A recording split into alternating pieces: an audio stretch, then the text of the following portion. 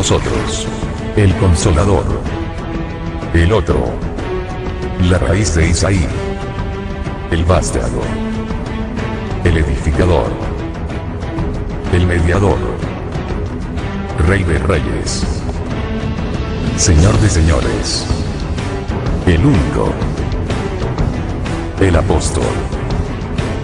Doctor. El único pastor. El deseado de las naciones. El único que llamó amada a quien no era amada. Maestro. Sumo sacerdote. El regidor de los gentiles. Juez justo. Arcángel. Papa.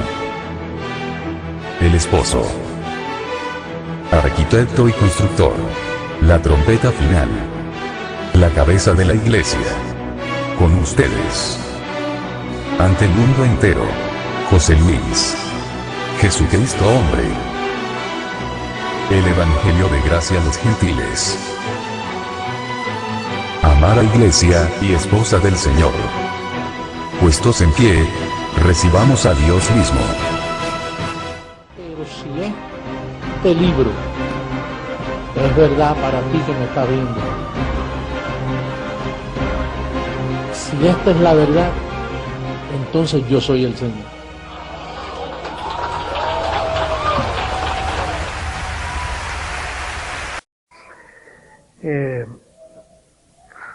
Vamos directamente al mensaje de esta noche. El tema es la perfección de los santos. La perfección de los santos.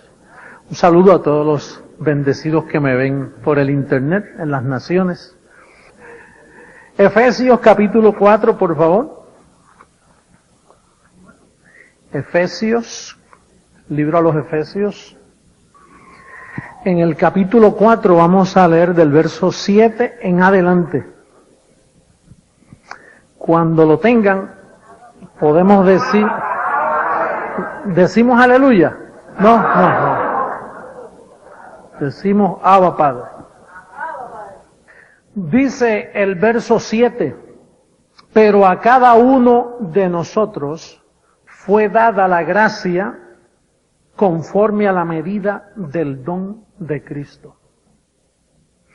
Oye, qué gracia se nos dio. No es la medida del apóstol Pablo, no es la medida de María, no es la medida de un hombre, sino que a cada uno individual se nos da la gracia conforme a la medida del don de Cristo. Por eso es que cada semilla da fruto por su género. Así que si se te dio esa gracia, la verdad que tú estás bien agraciado, estás bien lleno de gracia. A nosotros, a veces en algunos lugares, las personas que no nos entienden, dicen que nosotros somos creciendo en desgracia. Pero lo hacen porque están sentiditos, están molestos y nos dicen así. Pero es al contrario, nosotros, la gracia que tenemos es a la medida del don de Cristo. Es una buena gracia esa. Así que cuando te pregunten de qué gracia ustedes hablan, dile, yo hablo de la gracia de la medida, la misma medida de Cristo es la que está en mi espíritu. Así que verdaderamente estamos completos, ¿no? Una buena medida de gracia. Y dice, por lo cual dice, subiendo a lo alto llevó cautiva la cautividad y dio dones a los hombres. Fíjate, la cautividad estaba en pie desde Adán hasta que Cristo murió en la cruz del Calvario.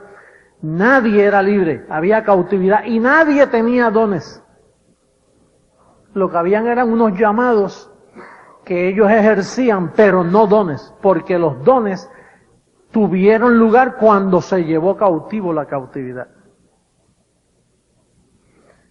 Ahora, esos dones no los da la iglesia, no los da un seminario donde tú vas a estudiar. Ahí tú aprendes, pero el don, quien lo da es Cristo personalmente. Él escoge hombres y dio dones a los hombres. Mira cómo dice, y eso de que subió, ¿qué es? Sino que también había descendido primero a las partes más bajas de la tierra. Perdón, en forma de pregunta. Primero a las partes más bajas de la tierra el que descendió es el mismo que también subió por encima de todos los cielos para llenarlo todo. Quiere decir que el que descendió es Dios mismo. La medida, dice Colosense, que en Cristo habita corporalmente toda la plenitud de la deidad y vosotros estáis completos en Él. Quiere decir que la medida de ese don es un don maravilloso. Lo que sucede es que la iglesia ha estado tan atrasada por tantos miles de años que las personas lo que hacían era jugando a la religión, en portarse bien, tratando de alcanzar unos grados espirituales. Y de hecho hay algunas iglesias que dicen, mira, este es bien espiritual, este no, aquel es carnal, este es así, este ora mucho. No, Él te dio el don a la medida de Él. Todos nosotros estamos completos en espíritu, no nos falta nada. La medida de Él es buena, diga, es buena esa medida. Dice, verso 11, y Él mismo constituyó a unos apóstoles. Los apóstoles no se hacen. Usted sabe que a veces hay personas por ahí que de momento pues se llaman apóstoles. Y dice que Él mismo es el que escoge eso, desde el cielo Él los escoge. Y los envía a la tierra, los mete en vasos de barro y los constituye y les da unos dones. A veces esos dones están adormecidos, escondiditos, porque esos dones se capacitan cuando usted va a una iglesia de gracia. No a cualquier lugar que se llame iglesia. Entonces empieza a activarse una medida que hay en ti. Y toma un tiempito en lo que tú aprendes la palabra y luego no te puedes zafar de ahí. Eso te absorbe, te posee. Tienes la mejor posesión. No sale con nada, porque es el mismo que ya te llamó y te constituyó. De ahí, por eso Pablo dice, estoy preso en estas cadenas. Ahora, aquí hay un detalle que esto se presta, porque ahí dice, Él mismo constituyó a unos apóstoles. Está en plural. Por eso es que algunos bendecidos alrededor del mundo, ellos dicen, José Luis no es el único apóstol. Porque como ahí dice apóstoles, no dice apóstol. Ahora nosotros entendemos que para mantener la unidad del Espíritu tiene que ser un solo apóstol, porque si pone apóstoles, entonces los apóstoles van a enseñar diferente y entramos en diversidad. La pregunta está, pastor, entonces ¿cómo explicar eso para decir que es un solo apóstol? Porque Él dio dos apostolados. Por eso es que dice apóstoles. A Pedro lo hizo que apóstol de la circuncisión y a Pablo apóstol de la incircuncisión. Son dos apostolados. Así que Él no podía decir que Él constituyó a un apóstol. Él constituyó apóstoles. Ahora fíjese que el apostolado de Pedro era un apostolado de maldad y el apostolado de Pablo un apostolado de bien. Porque el apostolado del apóstol Pedro era una mezcla de la ley de Moisés, que es un pacto con ¿qué? Con defectos. El apostolado de Pedro fue un pacto con defectos. Y fue un pacto pasajero. Vamos a ver lo que dice el apóstol de ese apostolado de Pedro. En Hebreos, volvemos de nuevo a Efesios, marque la página, pero vamos a Hebreos capítulo 8 para que usted vea un detalle de dónde nació el apostolado de Pedro. En el verso 6. Hebreos capítulo 8, verso 6. Dice, ¿lo tienen todos? ¿Sí? Yo quiero que usted me preste mucha atención en este momento porque yo voy a hablar de un apostolado falso y de un apostolado verdadero.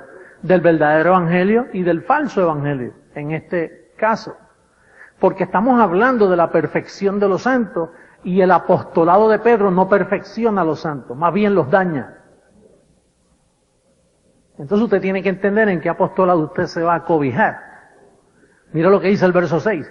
Pero ahora tanto mejor ministerio es el suyo, cuanto es mediador de un mejor pacto establecido sobre mejores promesas. Porque si aquel primero hubiera sido sin defecto, diga defectuoso, ciertamente no se hubiera procurado lugar para el segundo. Quiere decir que aquel pacto fue con defectos. Y el apostolado de Pedro es el de la circuncisión, que usted se recuerda que Moisés mandaba a circuncidar a los niños. Al 8º día, cada vez que un niñito nacía, había que circuncidarlo. Y entonces, vamos a ver en Gálatas, antes de Efesios, vamos un repasito pequeño por las visitas y el internet, que me están mirando miles y miles de personas. Mire, me están mirando sacerdotes, me están mirando pastores pentecostales, bautistas, de todo me están mirando. Entonces ahora yo les voy a salvar la vida a ellos. Les voy a salvar la vida, porque si ellos descubren lo que vamos a hablar, se salen del apostolado de Pedro y entran al apostolado de Pablo. ¿Eh?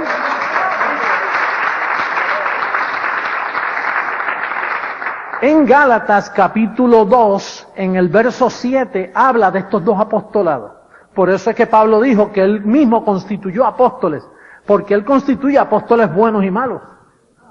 Igual que él constituyó al diablo, él fue quien lo creó. Y él hace el bien y el mal. Dios es el gobernador de ambas cosas. Ahora fíjense lo que dice aquí en el verso 7. Antes, por el contrario, como vieron que me había sido encomendado el evangelio de la incircuncisión, como a Pedro, ¿el de qué? Diga, 2 evangelios.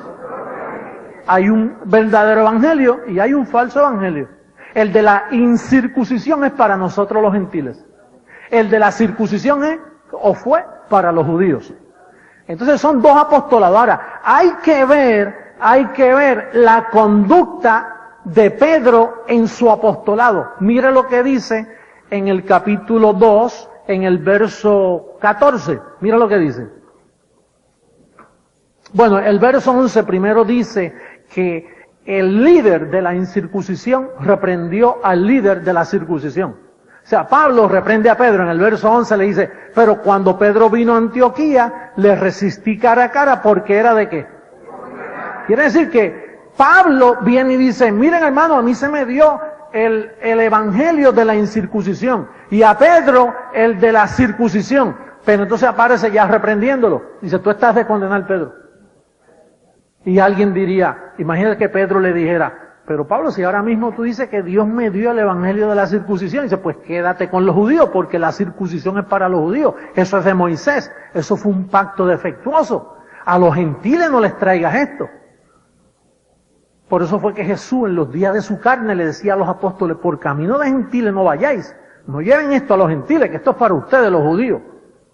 Pero entonces en el verso 14, Pedro no le hace caso. Mira lo que dice el verso 14. Dice, pero cuando vi que no andaban rectamente conforme a la verdad del evangelio, diga del evangelio. El evangelio es la incircuncisión, que es donde tú estás cobijado ahora mismo. La garantía de que tú andas en la verdad, que no estás en un ministerio de mentira, de que no estás en un apostolado falso. Es ese. Mira cómo dice, pero cuando vi que no andaban rectamente conforme a la verdad del evangelio, dije a Pedro, delante de todo, si tú siendo judío, vives como los gentiles y no como judíos, ¿por qué obligas a los gentiles a judaizar? ¿Qué hacía Pedro que obligaba a nosotros los gentiles a qué? Pues usted sabe que Pedro estaba mal porque el evangelio de él era de circuncisión para los judíos. El evangelio de Pablo era para nosotros los gentiles. Y entonces, ¿qué pasa? Que cuando Pablo va a Roma, comienza porque estaban los gentiles. Los romanos no eran judíos, eran gentiles. Y entonces, pues Pablo dijo, este es el territorio mío. Pedro, no te metas en Roma. Es territorio mío. El evangelio de la circuncisión, yo quiero llevarlo a Roma. Pero cuando se puso a hablarlo, ahí Pedro entonces maquinó, no conviene que este hombre viva. Entonces la historia, diga la historia. Oye, los que nos están viendo por internet van a entender la historia. La historia dice que Pablo, su deber era ir a donde a los gentiles con el evangelio de la incircuncisión. Pero entonces vino Pedro y los apóstoles buscaron la forma de matarlo. Y entonces, ¿quién fue el primer papa? Pedro. ¿Y qué hizo Pedro? Pablo le dijo, mira, tú estás de condenar, no me traiga la circuncisión a los gentiles. Pero Pedro persistió. Por eso es que Pedro es malo. Pedro fue desobediente. Yo tengo que identificar a Pedro a las naciones, porque si el Papa me está oyendo, mira, yo no sabía eso. Déjame salir del falso evangelio. ¿Ah? Miren, ustedes saben, los sacerdotes, pastores, ministros pentecostales, bautistas, evangélicos de diferentes denominaciones, adventistas del séptimo día, que son gentiles y se tragaron el anzuelo de Pedro y están en la circuncisión. Mire, Pedro fue malo desde un principio. Dios escogió 11 apóstoles para la circuncisión, para la maldad, porque es un pacto con defecto. Pastor, usted dice eso de Pedro. Mira, no se lo dije a nadie, pero yo se lo voy a decir a la gente del internet. Oye esto. ¿Ustedes se recuerdan que Pedro hacía muchos milagros? ¿Eh? ¿Verdad? Que sacaba demonios y hacía milagros. Pues tú sabes lo que dijo Jesús de esos apóstoles. Dice, en aquel día muchos me dirán en tu nombre, echamos fuera demonios, sacamos. Y os diré, nunca os conocí. Hacedores de maldad. Hacedores de maldad.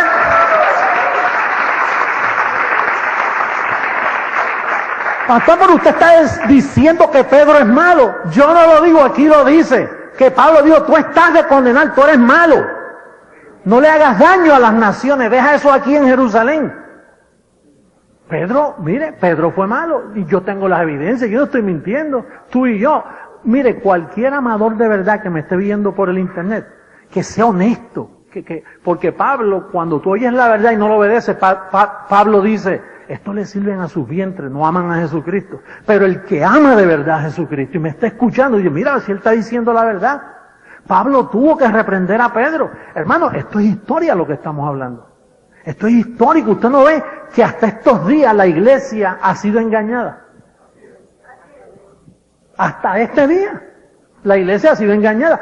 Tú y yo estamos despertando ahora, viendo el daño de Pedro. Usted sabe que hay un detalle de la vida de Jesús en los días de su carne que dice que él no se le halló engaño en su boca. ¿Verdad que sí? O sea, ¿qué significa eso? Que lo que él hablaba era ¿qué? Verdad. Y él dijo, de cierto os digo que de cada palabra ociosa, cada palabra neutro, que digan los hombres, darán cuenta en el día delante de los ángeles. En otras palabras, él comparó a aquella gente como los muchachos que se van a las plazas, así lo dice la Biblia, que hablan cosas necias, mira, y hablan boberías y boberías. Dice, pues cada palabra que sale de la boca, así que él se aplicó eso a él, porque él nunca habló una palabra corrompida. Quiere decir que cuando él un día le dijo a Pedro, Pedro, apártate de mí, Satanás.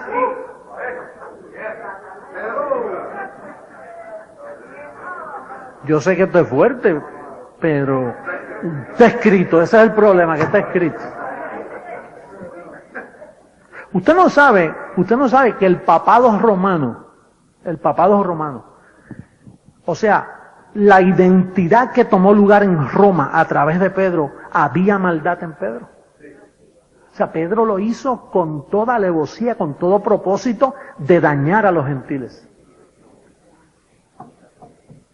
Bueno, Pedro es el culpable de que a través del ministerio ese de Roma, que salió de Roma, se dañaran las naciones. Mire, la pobreza es culpa de la Iglesia Católica. Mire, los engaños políticos, la corrupción política, todo el daño que está recibiendo este mundo ahora es por culpa de ese falso apostolado. Por eso es que Pablo, en Gálatas 1:18, dice que Pablo fue a ver a Pedro por 15 días. Ahí mismo en Gálatas 1:18, si quiere verlo, por causa de las naciones.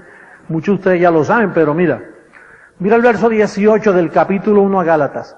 Dice, después pasado 3 años subí a Jerusalén para ver a Pedro y permanecí con él, ¿qué?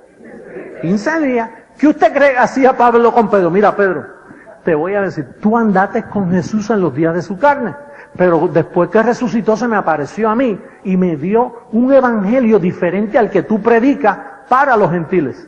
En 15 días se puede hablar mucho, hello. Y entonces después pasan 14 años y ya Pablo no aguantaba más. Pablo, yo tengo que defender mi ministerio. Si este bandido no respeta, yo que estuve 15 días allí se lo advertí. Y con todo eso sigue empeñado en llevar ese falso apostolado a nosotros, los gentiles, a la amada, a la que Dios escogió a Pablo para comunicarnos los misterios, y ellos vendiéndonos una misa, vendiéndonos escapularios, vendiéndonos cruces, vendiéndonos rosarios, vendiéndonos historietas de santos y de santas y de cosas.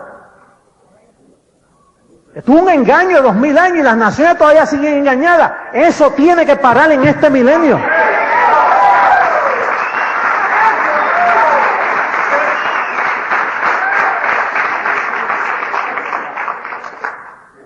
Esto me trae persecución a mí, ¿verdad que sí? Y ahora más que me ven por el internet, voy a tener que poner una careta ahora aquí para que no me conozcan en los aeropuertos. No, es que ellos a mí no me van a poder tocar aunque lo planifiquen.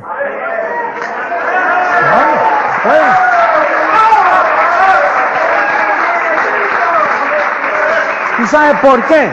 Porque este es el tiempo de papá, este es el tiempo de Dios de separar lo malo de lo bueno. De separar lo malo. Y tú, oye, yo necesito que tú me ayudes en tú eres deudor, tú estás en deuda con el Espíritu. Pero hay deuda, yo quiero que tú conozcas la verdad, te afirmes en la verdad, te sostengas en la verdad y prediques la verdad. Eso es lo que hay que predicar.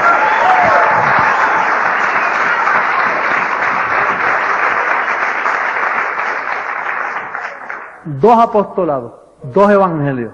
Pastor, pero y los otros 4 evangelios, esos no son evangelios, esos son historias. Mateo, Marcos, Lucas, Juan. Como dijo Lucas, ya muchos han tratado de poner en orden la historia. Lucas, el libro de Lucas, no es. Usted no está supuesto a decir, busquemos el santo evangelio según San Lucas. No, porque Lucas dice, Lucas mismo, si estuviera vivo, te decía, mira, eso no es ningún evangelio, eso es una historia que yo escribí, de las cosas que yo investigué. Hay 2 evangelios, uno falso y uno verdadero. El verdadero es el del apóstol Pablo y solo se encuentra en 14 libros, de Romanos a Hebreos. Luego están los demás libros que son de la Biblia, pero no son evangelios, son historias, son escrituras, pero el evangelio está de Romanos a Hebreos, y tú tienes que saber eso, porque esa es la expresión que hizo nuestro bendecido hermano apóstol Pablo, que nos dejó el fundamento escrito, y ya nosotros lo sabemos. Todos estuvimos engañados. ¿Y tú sabes qué? Yo también estuve engañado muchísimos años. Porque Dios escogió a 11 apóstoles de maldad. Pastor, usted está diciendo que los apóstoles eran malos. Todos eran malos. Fíjese si eran malos.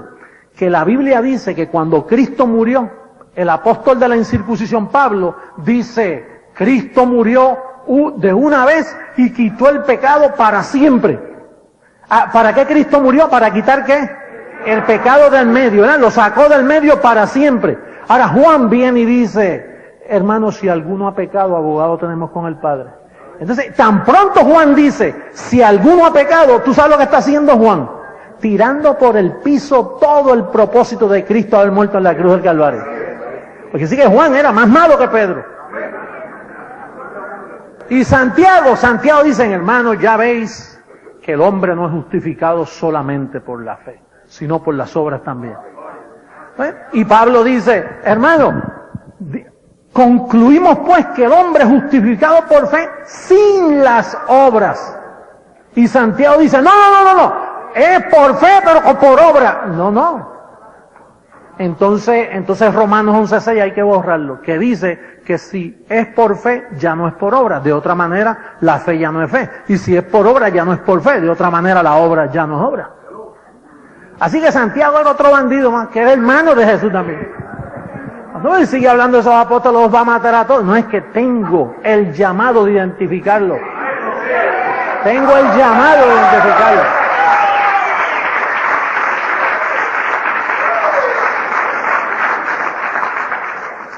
Oye, ese Pedro fue malo. Por eso es que el Señor decía, este pueblo a lo bueno le llaman malo y a lo malo le llaman bueno. No todo lo que brille es oro. Usted ve a esa gente por ahí, tú sabes, con muchas figuras y muchas ceremonias y pastores con unas Biblias bien grandes. Y hablan de Jesucristo y dice, el Señor los ama. Jesucristo es el Salvador del mundo. Pero el diablo te anda buscando. Entonces ya, eso es una forma de hablar bien, pero anulando después todo. Cristo murió por nuestros pecados, pero no los quitó completamente, todavía se te puede hallar en pecado. Entonces, ¿para qué murió entonces? Dejándote un cuerpo malo, las garantías son 100% que te van a hallar en pecado de nuevo, entonces Cristo murió en vano en la cruz del Calvario. Pensamos. ¿Cómo es que te dicen esos hombres que aman tanto al Señor? Lo aman más que nosotros. Andan con sus Biblias así por todos los aeropuertos. Yo la mía la escondo para que no me confundan con ellos.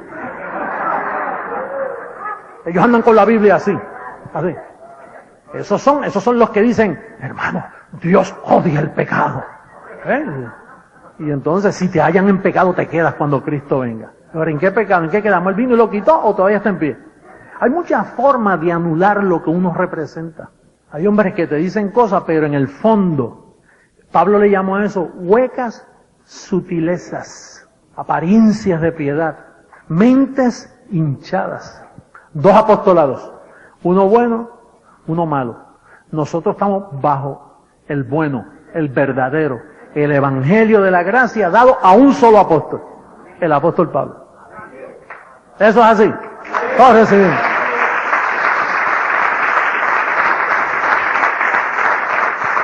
Bueno, vamos a seguir leyendo el verso 11 de Efesios, libro de los Efesios, capítulo 4, verso 11. Dice, Él mismo constituyó a unos apóstoles, a otros profetas, a otros evangelistas, a otros pastores y maestros, a fin de perfeccionar a los santos para la obra del ministerio, para la edificación del cuerpo de Cristo, hasta que todos lleguemos a la unidad de la fe y del conocimiento del Hijo de Dios, a un varón perfecto, a la medida de la estatura de la plenitud de Cristo. Entonces, el propósito era de la edificación del cuerpo de Cristo. Ahora, déjame preguntarte, bendecido. Te voy a poner a pensar de nuevo. Te voy a poner a pensar. Si Él constituyó el apostolado de la incircuncisión para edificar el cuerpo de Cristo, y el que hacía ese trabajo estaba supuesto a ser Pablo y lo mataron en Roma, entonces, ¿dónde estaba el cuerpo de Cristo? Pedro no pudo levantar el cuerpo de Cristo porque Pedro era circuncisión y la ley nada perfeccionó. Él representaba la ley. De hecho, la misa es una fotocopia de lo que hacían los judíos en el desierto. Entonces, ¿dónde está el cuerpo de Cristo? Dice, para la edificación. Y el edificador no había aparecido todavía hasta el 1986. Comenzó, cuando este ministerio comenzó, ahí comenzó el cuerpo de Cristo en la iglesia. Ahí comenzó.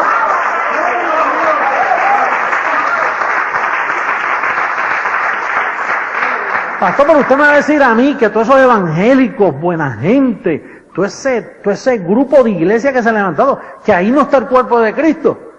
Pero ¿con qué? Si el cuerpo con lo que se edifica es con los dones, y los dones estaban escondidos. No había, el apostolado de la gracia estaba escondido, mataron a Pablo y allí cesó. Para él poder edificar el cuerpo de Cristo tenía que traer el edificador.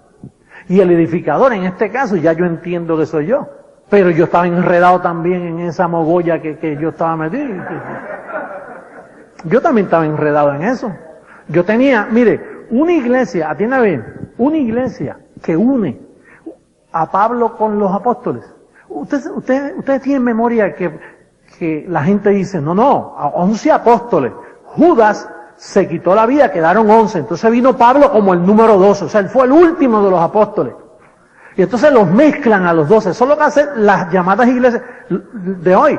Mezclan a los 12 y entonces cogen el paquetito entero. Cogen circuncisión con incircuncisión y lo empaquetan y hacen una iglesia de eso. Eso no levanta el cuerpo de Cristo. Usted no pensaba así, antes yo pensaba así, que Pablo pues llegó como un abortivo ahí, pues lo pusieron ahí con los apóstoles y los mezclaron. No. Pablo dice, yo el primero. Es más, él dijo, yo puse el fundamento. Y los demás apóstoles, esa gente no pusieron nada. Oye Pablo, pero no seas No seas vanidoso, reconoce a Pedro. Pero ¿cómo voy a reconocer a esta gente si eso es circuncisión? Eso es ley mezclada con Cristo. Y la ley nada perfeccionó, fue un pacto con defecto. Entonces el cuerpo de Cristo tenía que edificarse, pero ¿cómo se iba a edificar? Con las herramientas verdaderas. Pastor, entonces los demás grupos cristianos no son cuerpo de Cristo. Están desmantelados. Así está ese cuerpo, está sangrando, está por ahí que no saben para dónde van. Unos creen en esto, otros creen en aquello, una diversidad tremenda. Ese no es el cuerpo de Cristo. El cuerpo de Cristo es un pueblo que habla una misma cosa, un mismo sentir, un mismo parecer, con un apostolado. ¿Cómo comenzó el evangelio de la incircuncisión? Pues cogieron a Pablo y lo subieron al paraíso. Por eso es que Pablo le dice a Pedro, Pedro, tú estás de condenar, no trates de judaizar a los gentiles. Les revelaba a Pablo, les revelaba. Y entonces Pablo escribía y enviaba esas cartitas. Pero entonces lo mataron en Roma.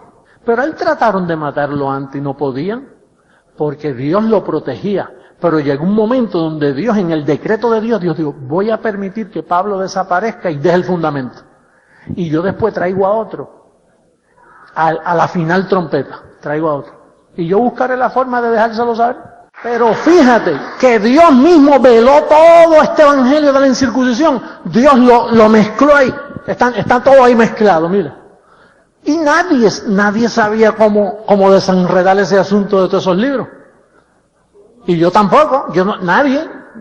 Yo tampoco. La teología americana, los dos idiomas que yo más o menos domino es inglés y español, y yo no he escuchado a nadie dividir, mira, circuncisión de incircuncisión. Yo no he visto a nadie. ¿Y por qué usted lo hizo? Porque hace ese mismo tiempo que Dios un día me llevó al paraíso. Si yo no voy al paraíso y Él me lo comunica, yo no hubiera, este ministerio no existiera. Porque es que yo no iba a entender, eso nadie lo ha entendido. Nadie ha predicado lo que se dice en este ministerio por 2000 años, nadie lo ha dicho. El mismo Jesucristo se me presentó así de frente y comenzó a hablar conmigo y me abría la escritura en Romanos. Me decía, mira, Romanos 6, tú estás muerto al pecado.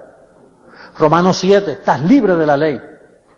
Romanos 8, el espíritu de vida en Cristo Jesús te libró, José. No es que, él mismo me decía, no es que te va a librar, te libró en tiempo presente de la ley, del pecado y de la muerte. Tú estás salvo para siempre, José Luis. Él mismo me lo decía. Y tan pronto sucedió, imagínate qué maravilla que yo estoy metido en un sistema que está mezclado con los dos evangelios, circuncisión e incircuncisión. Y tan pronto yo me levanto al otro día, yo me levanto diciendo, yo estoy salvo para siempre. Yo estoy libre del pecado. Yo soy impecable, no se me puede hallar en pecado. Aunque peque, no se me puede hallar en pecado porque no estoy bajo la ley. La ley te halla en pecado, pero la gracia te cobija y no se te puede hallar en pecado aunque peque. Naturalmente tiene sus consecuencias y hacer lo malo, ¿no? Como hemos dicho y repetido. Pero desde ese día, y yo comencé a hacer dibujitos de las piernitas esas. ¿Dónde están las piernitas? Bueno, están por allá. Las piernitas, que la palabra corra. Y empecé a hacer casetitos, yo me encerraba en un cuarto y comenzaba, como yo no tenía audiencia, yo no tenía nadie creía en mí. Pues yo me encerraba en un cuarto y empezaba a hablar como si estuviera hablando con mucha gente. Y me ponía a explicar así, hacía un casetito y le hacía copia y empezaba a enviarlo para un lado, para otro, así. Y los que me oían, que se convencían, decían, oye, eso es verdad.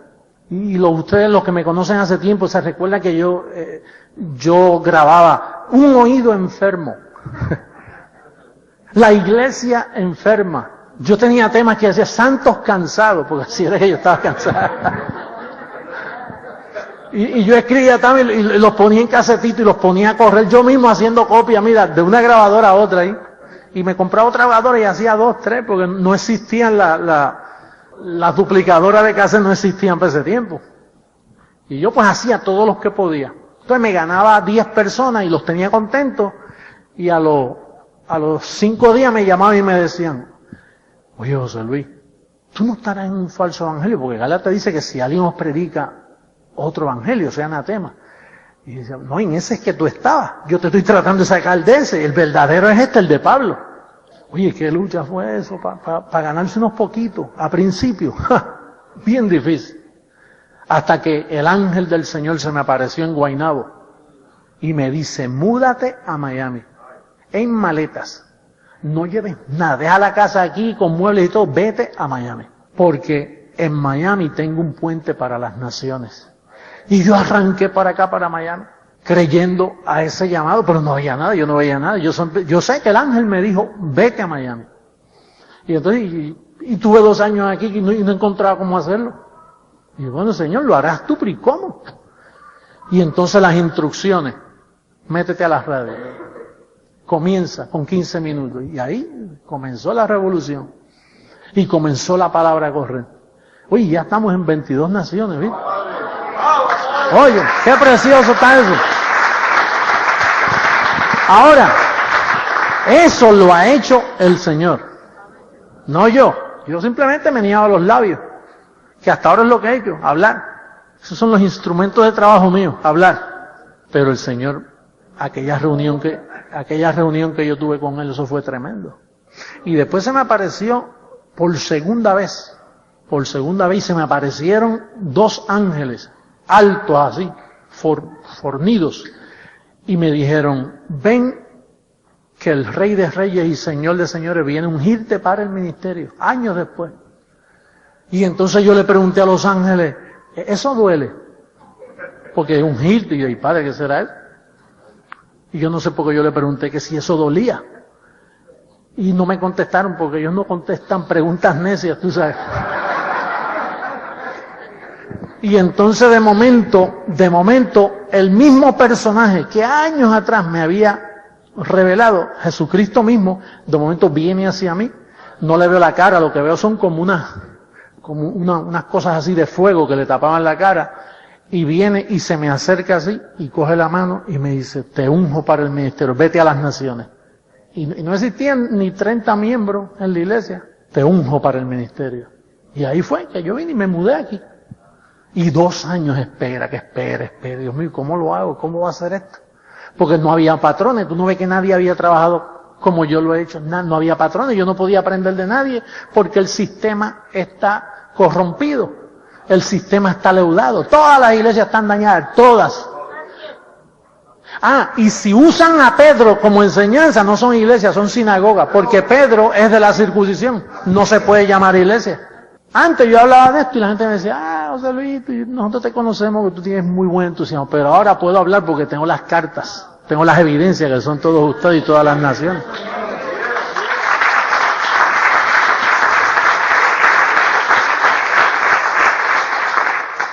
Entonces, la perfección de los santos es un conocimiento que viene a través del evangelio de la incircuncisión, explicado solo por un apóstol. El apóstol Pablo pone el fundamento y el edificador lo explica. Y eso te perfecciona. ¿Cuántos años tú estuviste en una iglesia donde no te presentaron perfecto? Nunca yo escuché a nadie decir, con una sola ofrenda hizo perfectos para siempre. Porque el propósito de estos dones es perfeccionar a los santos para la obra del ministerio. Ese es el propósito. Ahora fíjate, mira lo que dice en Efesios, vamos a terminar ya. En Efesios 13, bueno, el 12, vamos a repetir el 12 y el 13. A fin de perfeccionar a los santos para la obra del ministerio. ¿Qué ministerio? ¿El de la circuncisión o el de la incircuncisión? El ministerio de la gracia. Para la edificación del cuerpo de Cristo. Fíjate que esto era profético hasta estos días. Ahora es que el cuerpo de Cristo se está levantando. Fíjate lo que dice. Hasta que todos lleguemos a la unidad de la fe. ¿Tú sabes cuál es la unidad de la fe? La unidad del Espíritu. Y antes no se podía. Tú no ves que los mismos evangélicos creen diferente a los otros evangélicos. Entonces no se edificaban en la unidad de la fe. Para poder edificarse en la unidad de la fe, tienen que escoger a una sola voz, una sola trompeta que toque, y que los demás repitan lo que esa voz repite, que es lo que nosotros llamamos el calqueo. Fíjate que nosotros somos el primer ministerio en el mundo que Dios nos permite estar en vivo ahora mismo con todas las naciones. El único ministerio en el mundo.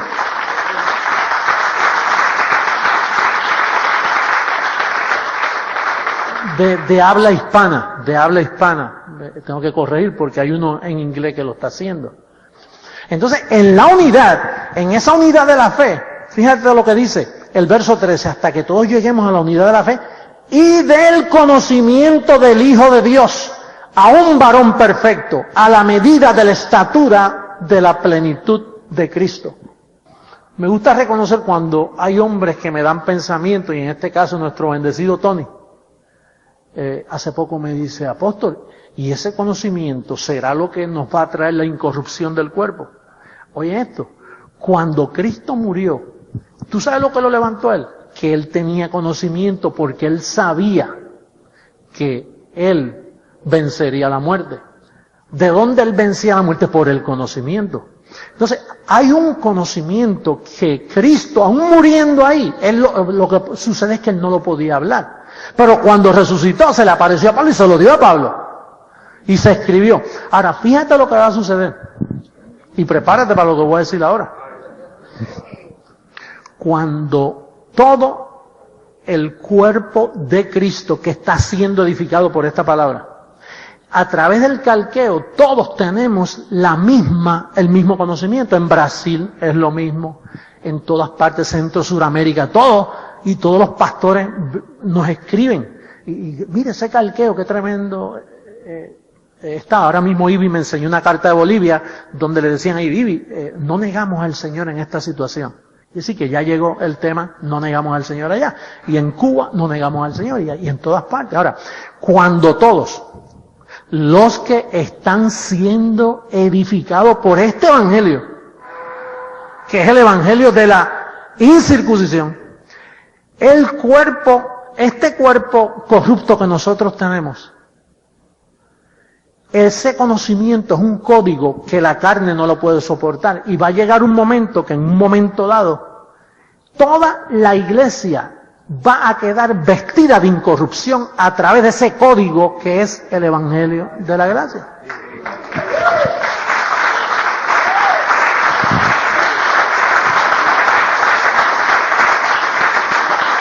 Oye, pero ahí dice todos, no dice alguno.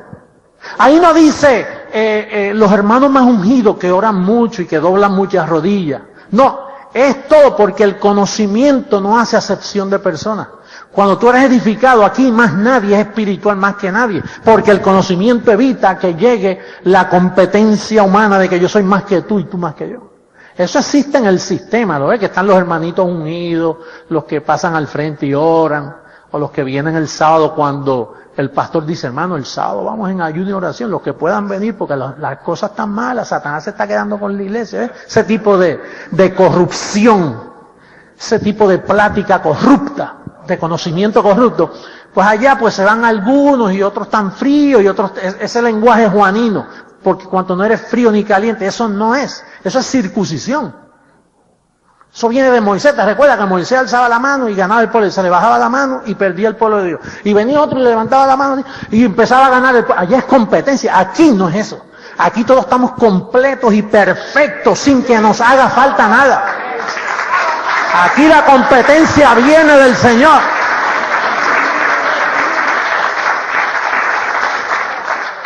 Oye, pero tú sabes lo maravilloso. Lo que me da lástima es con el sistema religioso que nos critica. ¿Tú sabes por qué? Porque cuando esto se vista de incorrupción, recuerda que tu trabajo en el Señor no es en vano. Estar sentadito aquí oyendo esto y oye, y come. Esto es un conocimiento que tiene que explotar en alguna forma. Tú no ves que todo no se puede quedar en conocimiento. Llega una estatura, diga estatura. Si hay una estatura, hay una medida. La plenitud de Cristo, cuando todos lleguemos, y entonces en todas partes del mundo donde va a estar ese cuerpo que está siendo edificado, porque todos los que Él tiene van a llegar. En un abrir y cerrar de ojos, no solo tu entendimiento queda alumbrado, pero tu cuerpo va a ser transformado cuando esto corrupto se vista de incorrupción. Entonces, ¿tú sabes lo glorioso que sería vivir aquí en esta tierra con un cuerpo glorificado? Tú tienes memoria cuando Jesucristo que resucitó, que andaba con un cuerpo glorificado.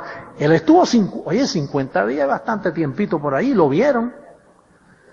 Y la gente, habían dos los que iban en camino de Emaús, dice, oye, con razón nos ardía el corazón cuando este hombre iba al lado de nosotros. Porque es ahora y hacemos arderle el corazón a la gente y las mentes cuando hablamos de esto, los entendidos. Quedan, oye, qué precioso, yo me imaginaba que eso era así, qué maravilla. Pero cuando nuestros cuerpos sean revestidos, ¿tú te crees que Dios se va a ir con las manos cruzadas y sacar y que llevárselo por allá para arriba a esconderlo con tanta burla que le han hecho aquí? Él necesita ese cuerpo aquí presente en la ciudad, donde hayan personas vestidas de incorrupción. Donde cuando lo perfecto se llena en todo, cuando llena toda esa plenitud.